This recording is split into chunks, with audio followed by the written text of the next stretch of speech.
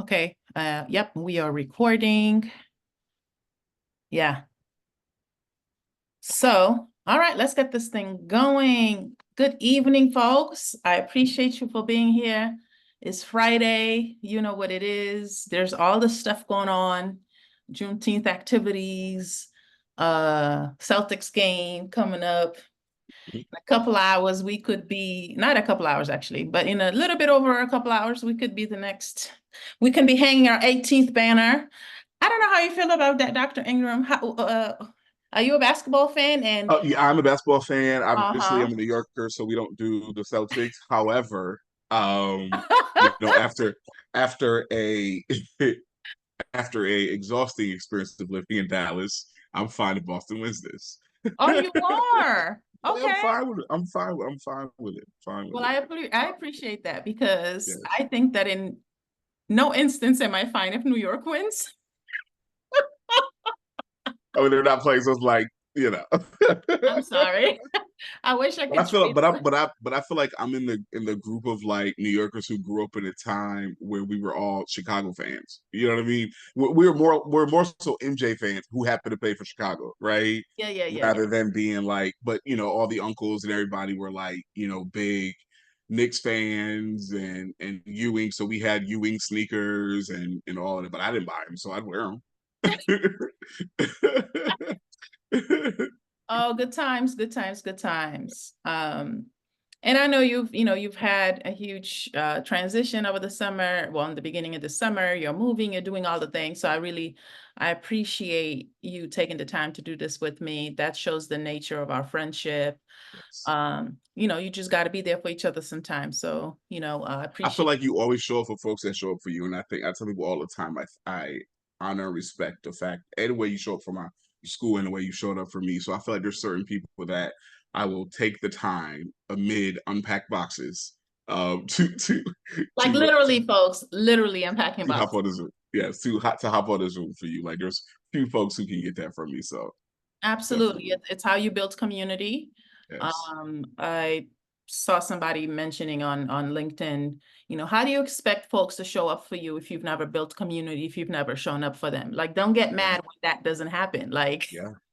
Like you can't do that. That's not how friendships are made or community is built. Like you don't do that. Um, Nice.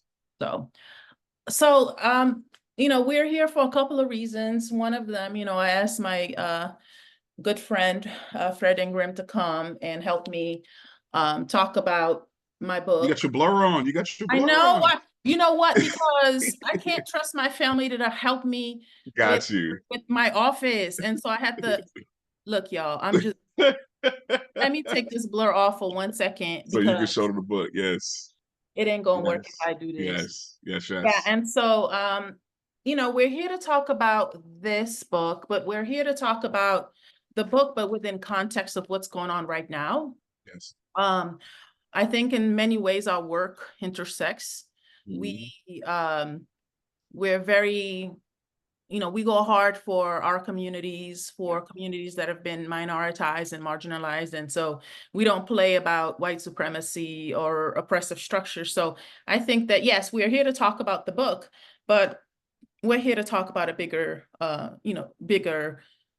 concepts that unite our research, right? And things that we are passionate about. So First of all, and we're book cousins because our books are at the same publishing family. So shout out to Roman Littlefield. absolutely, absolutely. Shout out Yes. to the good folks. And of course, I'm gonna, we're talking about my book right now, but we're gonna talk about yours in just 1 second once you introduce yourself. For those of Yes. you who are on this call, and none of which are those folks who are just here right now, if you don't know me, my name is Terza Lima-Neves. I'm a professor of political science at Johnson C. Smith. And Johnson C. Smith is actually the institution that brings Dr. Engram and I together because he's an alum. I'll give Dr. Engram the floor to introduce himself and his book, because if you don't have it, you need to run, like don't walk. And we need to go ahead and put a link on there, and I can share the link later for y'all to cop his book. It's a must read, it's a must have. So Johnson C. Smith brought us together a while ago, Twitter or X, Twitter. Twitter keeps It's us still Twitter. It's still Twitter, period. Twitter keeps us together, and of course, text messages whenever we want to throw shade that we can't throw on Twitter. And so I've been at JCSU for 14 years, and today we are talking about Cabo Verdeans in the United States, 21st century critical perspectives, but specifically, we're talking about what about the Black immigrant experience relates to Juneteenth. So that's what we're talking about today. So I want to pass on the floor to Dr. Frederick Engram to tell us a little bit or a lot of bit about himself and all the things. Share. Sure. So first, super grateful to be here. I definitely have not been anywhere else once I received the invitation, but I am Dr. Frederick V. Engram Jr., Assistant Professor of Higher Education at Fairleigh Dickinson University, and also author of Black Liberation Through Action and Resistance Move, which is right there. Um, and I am a 2005 graduate of Johnson C. Smith University, where I studied criminology. So in the same department, same space that Dr. T runs the show. I love my alma mater, and obviously, I think we really came to know each other. It was Charlotte Magazine they wrote a piece on like 100 moments that like shaped the city of Charlotte like through history. They like went through like a centennial timeline or something along those lines. And they were like naming like all these really important facets of Charlotte that kind of made Charlotte who Charlotte is. But did not have Johnson C. Smith University on the timeline, but they had UNC Charlotte on the timeline. They had the Bobcats on the timeline. They had the Hornets on the timeline. They got the Pan. I'm like, how do you have all of these things, but you don't have Johnson C. Smith? So I went off on Twitter. Yeah, you did. So much so that I made those people give me space in their magazine to write about my alma mater. That was like one of the things that really, I think, really connected us. I do not play about Black folks. I do not play about my alma mater. So we definitely had to right that wrong. So I had an opportunity to like really talk and brag about JCSU in that white magazine. So Absolutely. It was needed. It was needed for such a staple in the community to be completely intentionally or unintentionally, it didn't matter. It was just it was just so crazy, so disturbing, as if like we just completely don't exist on that on Betty's Ford Road on this yeah, historic. full on erasure. That's it. Yeah. That's it. So so do you want to tell us a little bit about your book? Move. Yeah, tell us Sure. about Move. So when I wrote this book, when I set out to write this book, it was I was approached to write the book, but also it was timely because it was like right on the heels of like 2020, and we had all of these, performative measures, performative actions happening after the murder of George Floyd and Breonna Taylor and Ahmaud Arbery and countless others during that time. And we watched, all of these white folks find their voice in the fight for liberation via the Black Square on social media. That's what I'm calling their voice. And then we watched a few things really. We watched how the death of both Breonna, Ahmaud, and George like radicalize a generation of folks, but not just radicalize Black folks, but radicalize like not just this nation, the country, right, the world. You saw folks marching and protesting at all points of the world. And then I remember you also had these book lists that kind of came out, right? That were telling white people how to be good white people. And you had folks texting their Black friends and asking, what can I do? How can I help you? How can I be a better support? Which I think is not you shouldn't ask us that. Ask yourselves, right? But I think they were finding themselves in conversations with what can I do to be a better white person? What can I do to be on my journey toward anti-racism? And so a few book lists were created with some suggested readings for people to find their way out of white supremacy and to find their way out of anti-blackness and to find their way out of racism. And a lot of those books didn't, some of them were very well-intentioned, right? And I don't feel like they really got to the core of like what needed to be said. I mean, you had Right. folks who then started taking those books, a very particular book that shall not be named, and started using that to then say that, see, Black people can be racist because it says it right here in Yeah, this book. And they started weaponizing books from those reading lists and that sort of thing. And so I wanted to have a very direct conversation. As the millennial, I'm tired of people speaking for us. I'm tired of being blamed for everything. We get blamed for stuff that Gen Z and now Gen Alpha are doing, and we home on the couch sleep because we 40, right? Um, and and I got tired of having folks, right, speak for us. So I wanted to provide a counter narrative, right? I wanted to provide a perspective from Black millennials, right, to both get ourselves in order, because we definitely have to sweep around our own front door. And then also for white people who are really interested in this journey toward anti-racism and being co-conspirators, like to really tell them the truth of these things. Because I feel like a lot of those books say it in a way that are couched around niceties and couched around sparing their feelings and couched around, right, these really gentle languages that doesn't really, to me, bold as the most effective. And so I wanted to speak directly. I want to speak directly to all of us, and also to anybody who sees themselves as being hopefully co-conspirators. absolutely. And that is the message that I was receiving, that the sentiment that I had when I've read and reread the chapters, and how you so eloquently and so timely, match it with songs that mean that speak to liberation and independence, but Yeah, like real talk, right? yeah, And yeah. I think it's interesting that we're having this conversation, and that you sort of place the space and the time that was happening on what motivated you to think about and how to frame your book, and why you wanted it to come out at a particular time, the topics that I'm thinking about, because it speaks to why I wanted to have this conversation with you. Because the chapter that I have, other than the introduction in my book, the Mhm. chapter that I have actually came out of, it was literally, I put pen to paper on the rage that I felt, and when I saw my own people, Cape Yeah. Verdeans, reacting to the murder of George Floyd and Breonna Taylor, and and the list goes on, Mhm. goes on. I was so enraged, like not mad. I was Yeah, like yeah, mad as hell, yeah.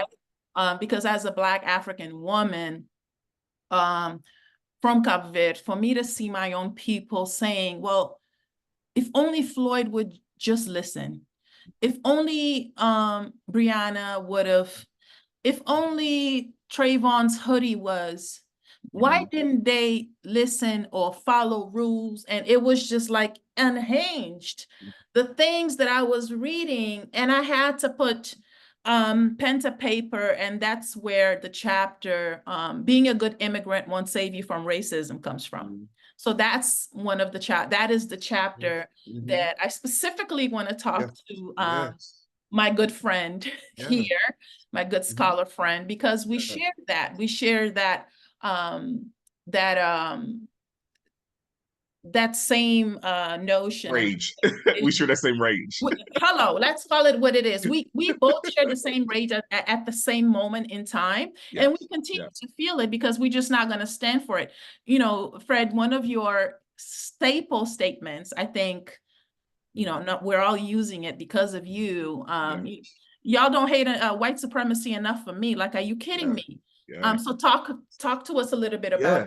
One of the things I say today, last week is also part of it, because one of the things I often talk about is like everybody having a relationship with white supremacy, right? And if you don't check that relationship and thusly check yourself, you end up doing the same thing. You end up modeling yourself after our oppressors. You end up doing anti-Black things, like saying, why didn't they comply? Like saying, right, like they should have done this, or they should have done that, instead of asking, why do white people, why do officers, Black, white officers, Asian officers, Latino officers, why do they approach Black people with this level of rage that they don't even approach a white man with a gun, wielding a knife, right, or doing any of those things? Why don't they get the same vitriol that Black people get? And why do we justify and rationalize and make excuses and make exceptions for those behaviors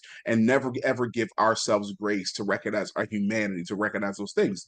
And so, like today, for example, one of my cousins who is deeply religious, and I talk about Black religiosity in my book, but she posted, it was an article that talked about a trans woman being banned from a sport, competing in a sport. I don't know if it was college, collegiate level, or high school. And my cousin says, and my cousin is like 50 something, probably almost 60. So she got grown kids, Okay. and said something along the lines of like, good, because he don't need to be playing in women's sports. And I simply commented, she or they, in her comments. That's it, she or they. And I said no more. And then she replied back, he, but my comment stood, and I'm not going to argue with you, right? But you consider yourself to be Christ-like. You consider yourself to be a Christian. You consider yourself to be a good person, but you're sitting here casting stones and disparaging one of God's people, or a set of, or a demographic of God's people. And that is not liberatory. Like, you cannot be in one breath enraged about the police state, enraged about the ways that we as Black folks experience hate crimes or experience different things, but also make exception for a particular marginalized group that you happen to not be a part of. Yeah, it And one doesn't of the work things that that, way. correct, one of the things I always talk about is like people don't have a problem with oppression, they just don't want to be the oppressed, right? Mhm. And so when we look at it from that perspective, whether it be African immigrants, right, and or African Americans, descendants of the enslaved, we all have this, we all have been touched by colonization, imperialization, white supremacy, all of us, and it has shaped the way that we engage with each other, and the way that we engage with the marginalized, because we distance ourselves from their struggle, right? Even if Absolutely. we talk about what's happening in Gaza, right, with the Palestinians, right? Right. We distance ourselves because that's not us, but it was us, and it could be us again, Correct. right? Correct. Absolutely. And we're looking at it, that there's still so much of that going on in the world. If we want to look at what's going on in Sudan right now, in the Congo. So all of these struggles are still there. And when I think about the other thing that I also talked about in my chapter is this notion, as you pointed out, like this oppression Olympics.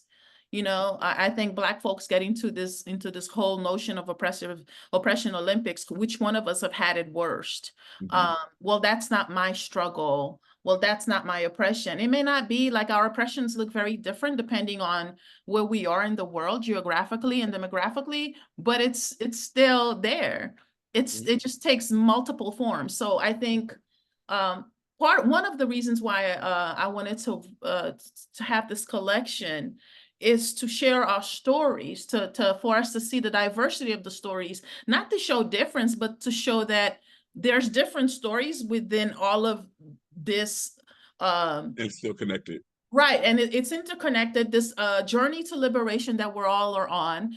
Shout out to Mr. Joseph Manish, who's also a contributor, and he's here right now, and he's a contributor and one of the authors in the book. So he talks about his experiences growing up in Providence, Rhode Island, and the racism that he experienced, growing up as a Cape Verdean American, dealing with Italian Americans, Italian immigrants, I should say, Portuguese immigrants. So it's a really interesting story to share. But to think that we should not be in closer community with the Black American community is so dangerous and is so erroneous for those of us Cape Verdean Americans.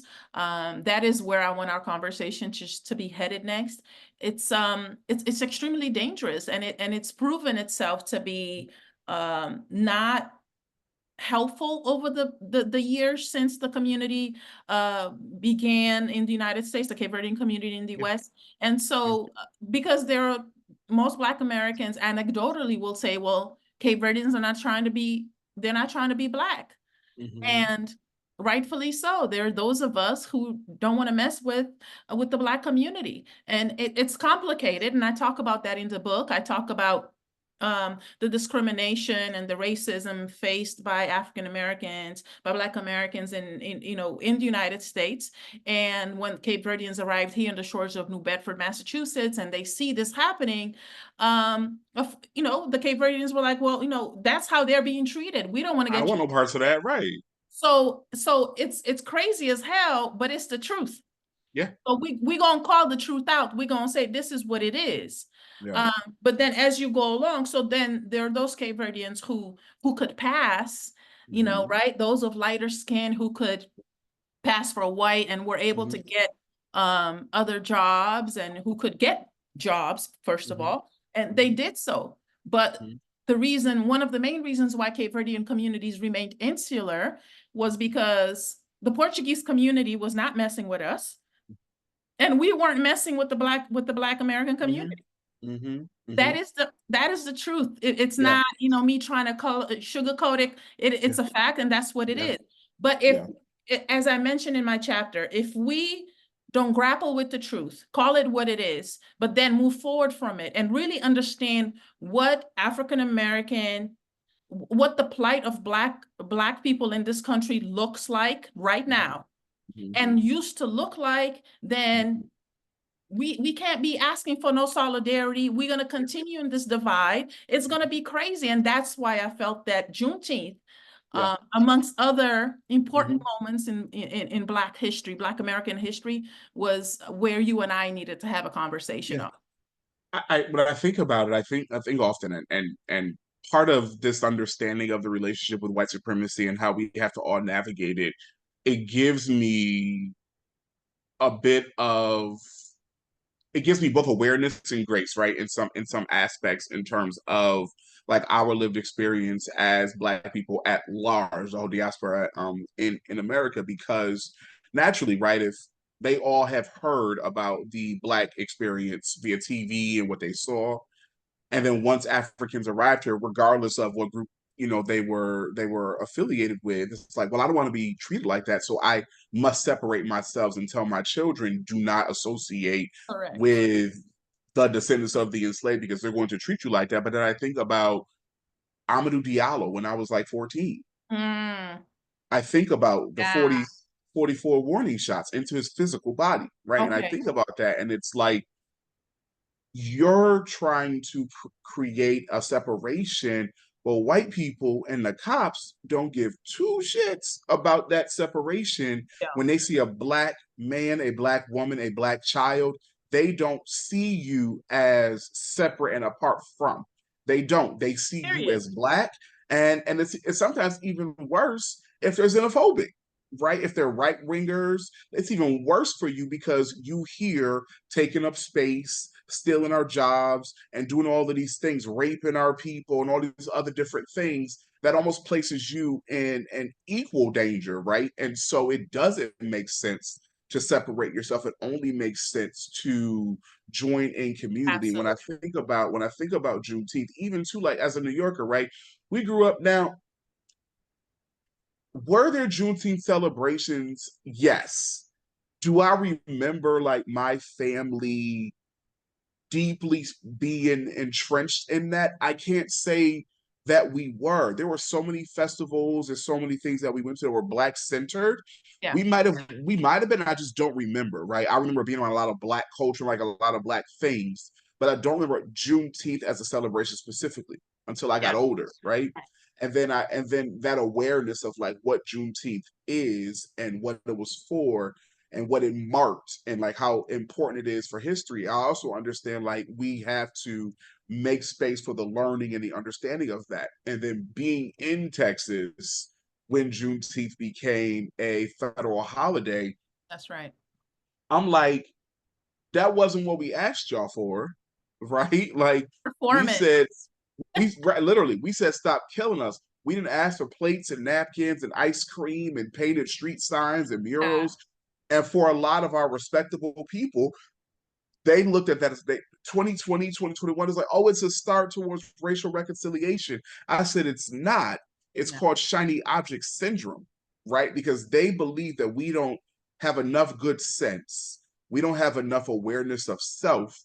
to be able to ascertain that this is performative and it's not going to last long. When Netflix and all these other places started hiring all these Black people and have folks leaving their jobs to come and take part of these new diversity initiatives, I knew then, and I said that, I even wrote about it then, Right. that these initiatives were not going to last and they were going to dump those same Black people out on their behinds once they got what they needed from them. And so Absolutely. looking at Juneteenth and that mark and that place in history, that where we all are as a collective for Black folks, we should all be both equally in celebration of that, but also equally in defense of it, right? Mhm. Because the same people that didn't want to recognize our humanity, don't want to recognize our oppression, also get to have those days off. And I think about that in terms of other groups. When Jewish holidays happens, only Jewish folks get to have those off. When Ash Wednesday happens, Catholics have that off, right? They get to go to church and come back and all those different things.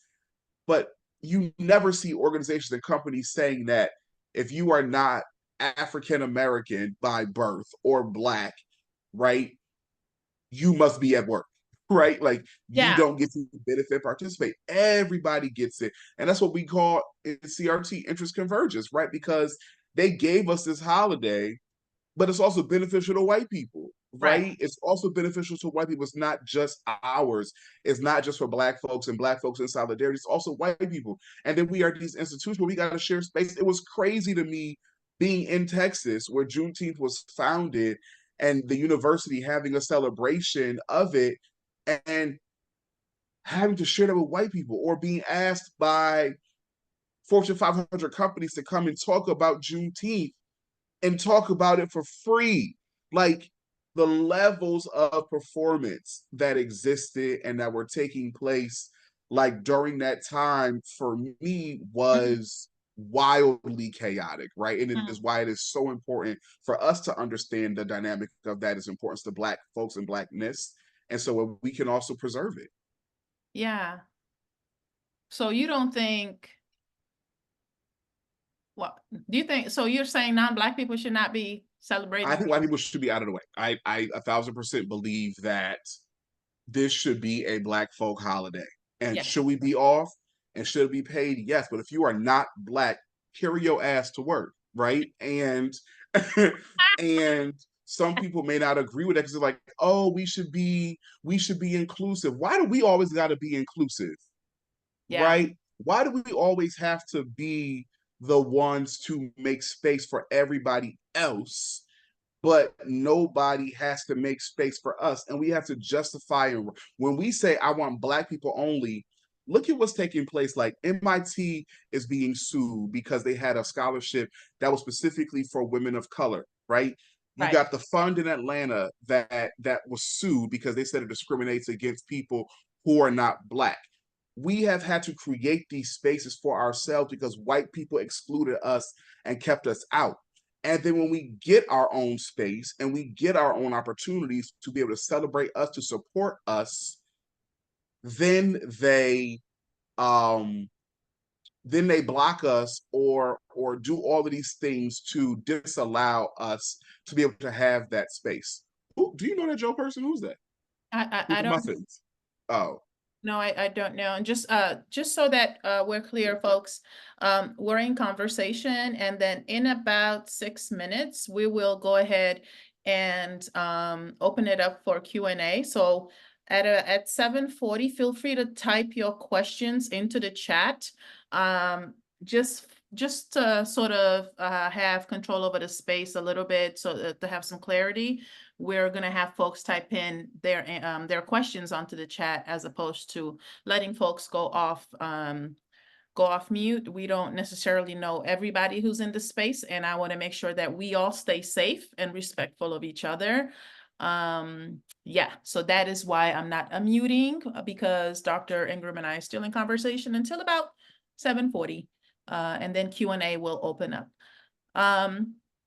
So with that said, Fred, and I know, like I said, this hour just is gonna go by very fast, but we wanted to make sure that we plant seeds in folks' minds. And he Can you turn on your cam? As long as you're being respectful, your camera can be on. I'm just,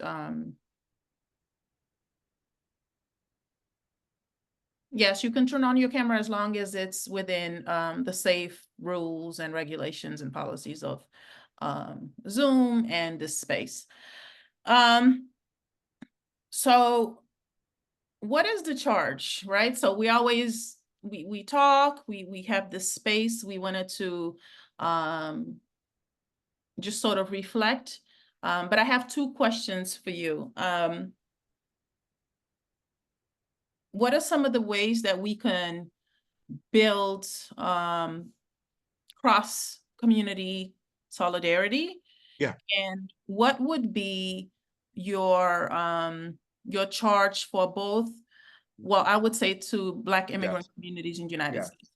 Yeah. First, I think we got to have conversations. We have to have these conversations to recognize how much more we have in common than we do than we do separate. And I think that in being able to have those conversations, it allows us to build coalitions, right? Like in the same vein or the same thoughts of Pan-Africanists of times past, right? In terms of thinking about the way that we are more related. We probably are related in some ways if you dig deep enough, right? I think the conversations have to happen, but I think we all have to. The first part is wrestling with white supremacy. Everybody got to do that, right? Like I think that's the starting point is Yeah. understanding your relationship because that inherently is what teaches you anti-blackness, right? That is the thing that also teaches you how to be anti-woman, anti-immigrant, anti all these things. And so you have to first wrestle with that before you can be entering into conversation. So, Ethan, if like I I can tell, interrupt you for 1 second, could you, if white supremacy walked through the room, what would it look like? I want us to all be understanding of what do we mean by white supremacy? I think a lot of folks believe that it's a white person or like it's a white thing. It is Yeah, a system of whiteness, and whiteness is also people, but it is also an entire system, right? Whiteness was legalized. It's an actual legal framework, right? That was created. White people did not exist before 1681 legally, right? And so this creation of this system allowed for hierarchical structures that disallowed for people not classified as white or not allowed admission into whiteness to then be subjugated, right? And so all of these forms of oppression stem from that very specific a very specific act, right?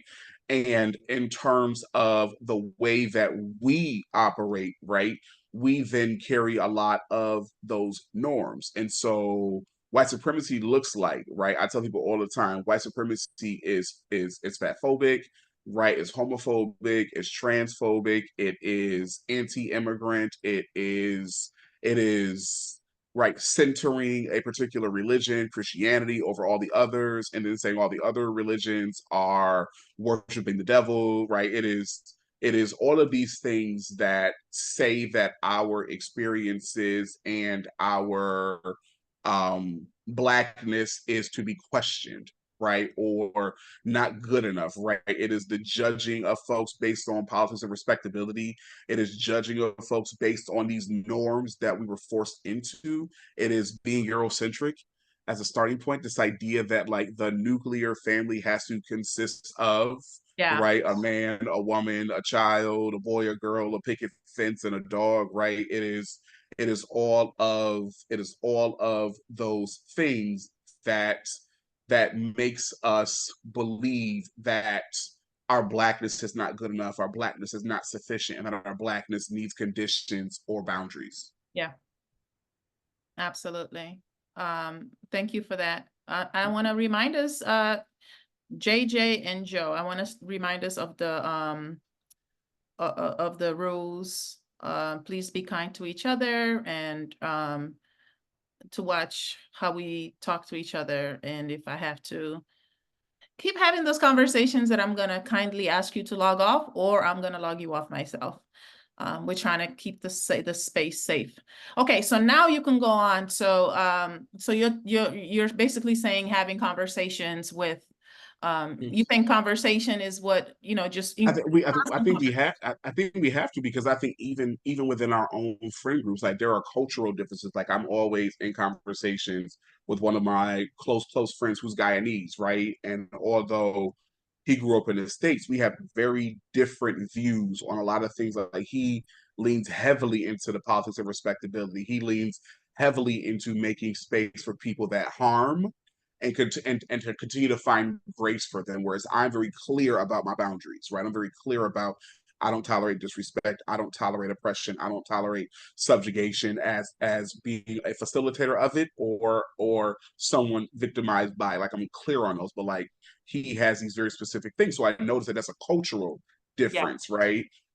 In terms of another one of my friends who is part African American and part Kenyan, right? In the ways that he does not push back against academia, even when academia is violating him and absolutely deserves to be pushed back against. I watch how he operates in that particular space. And so what I see there are the ways that white supremacy has entrenched us Hmm. into these particular spaces of like, be good, don't disrupt. And so if you're taught to be respectable and then you're taught to give grace and you're taught that whiteness is power, and then you see me being like F all of that, you're going to look at me like I'm the problem, You are, yeah, right? exactly. You're the You're going to problem. look at me like I'm the agitator, and you're going to look at me like I'm the one that needs fixing instead of the system. And so if we can have those conversations about where all of us are on our journey, right? Where we situate ourselves, I think that allows us to have more um conversation, right, about what liberation looks like and how to be good collaborators of that, truly. Absolutely. Yeah. I definitely touch on that on the chapter where this whole notion of being the good, respectable immigrant, right? Mhm.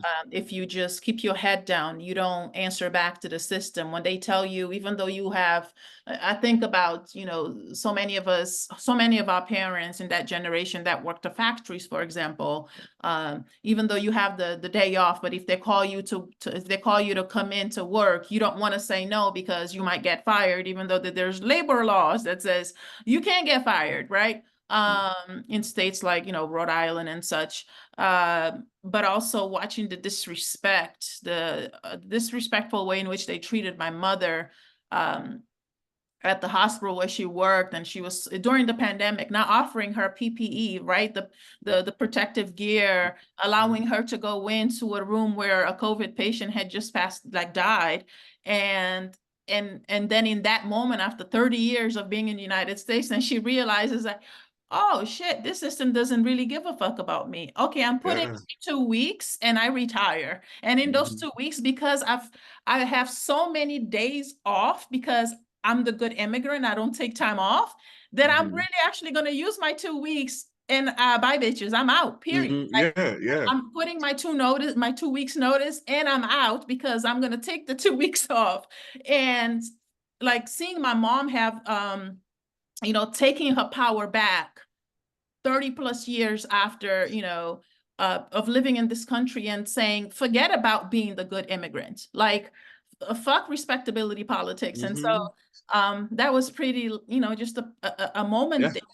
Yeah. I And think that did it. I think that did it for a lot of us, right? Like I think I've always kind of been like, man, F all of this. But I think really COVID and Texas for yeah, me really like put some things into perspective yes, for me in terms of like what I will allow and won't allow, how a lot of these jobs to treat me, this academy, this correct. higher, I don't care, right? Like I'm like, I have enough credentials and enough recognition.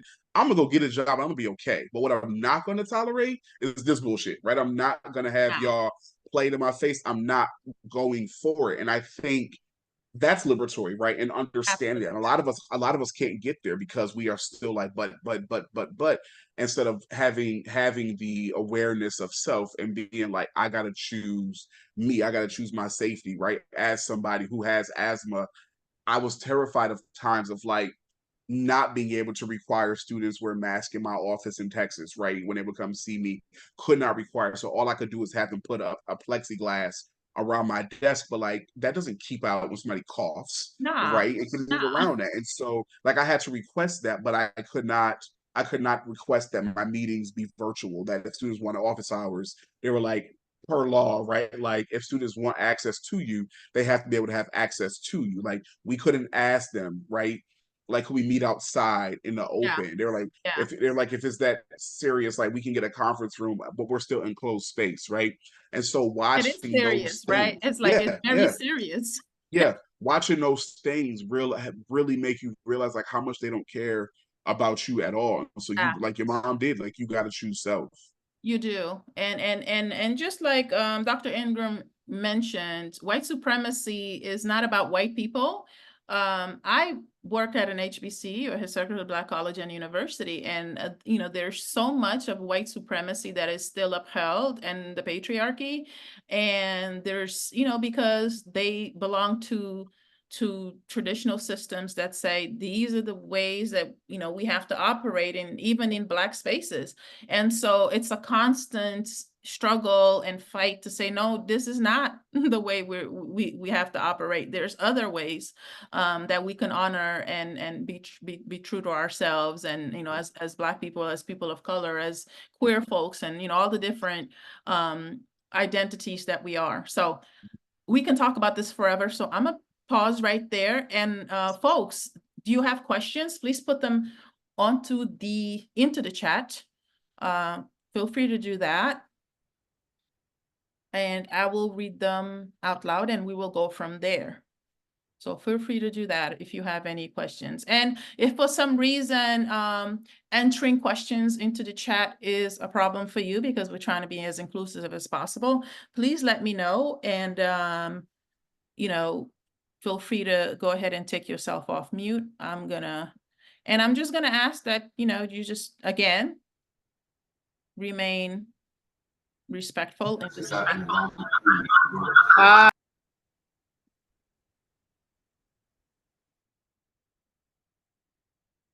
If you can raise your hands, if you're able to raise your Zoom hand, that would work. If not, questions in the chat would be just fine. While we wait for that, I just want to remind you that I've put Dr. Engram's book. Listening to Thomas's conspirators. Joe, did you, the person whose name is Joe, do you have a question?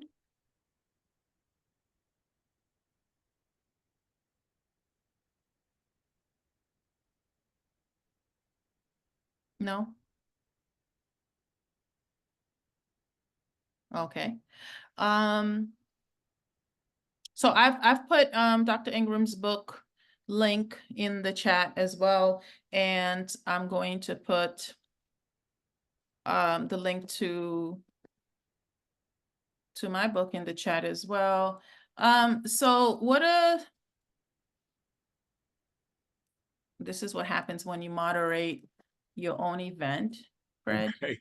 which is like craziness. But one of the things that I talked about also in my book, I think Generations, I've put the link of the book in the chat as well for both books, for Move and Cape Verdeans in the US. I also talked about that I think that Black immigrant communities, particularly speaking of the Cape Verdean community, we do have a responsibility to learn African American history. And then to be in this space to understand. So when we're going to criticize and when we're going to say, well, this is why, you know, Black Americans do this, and why didn't, again, George Floyd and Breonna Taylor, why didn't they just do this, you know, and police, not, and then this whole notion of not all police are bad. Not all, and that's not what we're talking about. We're talking about the system. And I keep going back to that. And, you know, I think in my classrooms and when I talk to communities, we're talking about systems that have kept people oppressed. We're not talking about the police officer, regardless of skin tone, race, who's been doing their job. We're not talking about those folks. And we're certainly not talking about folks. We're talking about systems that have made it easier for people to come out the side of their neck and be able to murder folks on their job and not be held accountable for it, right? So we are definitely talking about the way that those systems that they work in, right? How those systems oppress. And if you are not a person who oppresses, then you should also understand, right, relationally, like what we're talking about, right? I find that when I'm having conversations, I have relatives who are officers, I have chapter brothers who are officers, and that sort of thing. And the people who I find to be the most offended are also people who I know who struggle with understanding anti-blackness. I have met officers who understand anti-blackness and can name the fact that we have a problem with policing. We have a problem with the ways that we interact and engage with Black people, right? Like, I don't speak this because I don't know. I have a criminology degree. I have a master's in administrative justice and security. I did all the ride-alongs. I did all the things as part of my degree requirement. So I've been in that space. I've seen the conversations. I was a criminology professor, so I've taught the things, right?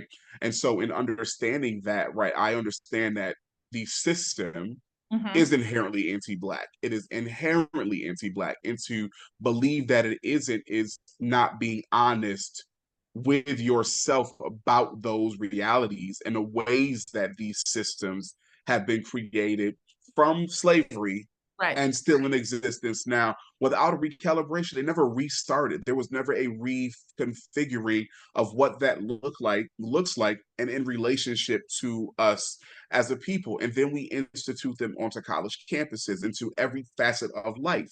We have some level of policing, which is part of social control. So if you can't see the Black lived experience, what about the fact that you yourself are being socially controlled? You yourself are being surveilled, right? In all of these spaces. How could you not even notice that? Absolutely. What do you say to folks that, well, do you think that change can actually happen to the system itself if we're still living within the system? Can we actually change the system? I don't think the idea of like I gotta get in it to make it better works. I don't think that's ever going to work. And I think a lot of well-intentioned people believe that to be, but the reality of it is like you go into that system maybe as someone with that perspective, but you're going to be changed by that system. You're going to be pushed out of that system. I think Mm, most folks who say, I want to be a cop, I want to do this, I want to do that because I want to be a better cop, I want to be better, so I want to be better at that. And most of those people, after some time, end up becoming anti Black, right? Like they end up becoming the thing that they warred against. They end up becoming the thing that they hated because that system isn't ingrained to teach you to respect Blackness. I remember being in a ride along, and I remember we didn't ride through the suburbs. We rode through the hood of Charlotte, where we were in spaces. We were arresting Black people when I was a student, right? When I think about those experiences, we weren't riding down Ray Road. We weren't in South Charlotte. We weren't in Ballantyne, right? these are all Catching, we were that's upper not what we middle were. We were class, upper yeah, class area. that's not what we were. We were in the spaces where the Black folks were and teaching us essentially that same thing. And right. And so I feel like there's if you believe that, you still haven't read enough, right? Like you still have not done enough of your own work if you legitimately believe that it's one or two bad apples rather than the entirety of the system. But I think we are on the brink of a democratic collapse right now, Truth be told, right? We truth are be on the brink of a democratic collapse right now. We have, for the first time ever, a president, a former president, right, who is now has 34 felonies attached to his name with additional trials remaining. We told. have, for the first time, a sitting president whose son was just, found guilty of felonies. We are at a pivotal point in our history where we have an opportunity now to be getting ourselves mentally in check and aware so we know what to do and how to respond. What are going to be our demands? What are the things that we need to be pushing for and asking for as a collective, not as individuals, right? But as a collective people that we want to see differently as we go forward into whatever this next version of this social experiment will be. Yeah, and what's concerning to me that there's so much, one, there's so many in the Black community, I will say the African American community, they're still messing with Trump, that that are MAGA folks. And then we have those who in the Black immigrant community, right? The modern part of the Mhm. modern Black immigrant community that are Trump supporters as well. Yeah. And then there's also this conversation about, well, because the MAGA is so bad that we don't have another choice but to pick Biden. And then there are those folks who are saying, well, look at this genocide. I'm not voting for him. What choices do we have here? What does it look like? And and it's what you speak of, this complete democratic collapse. Like, what is really going on in the United Yeah. States?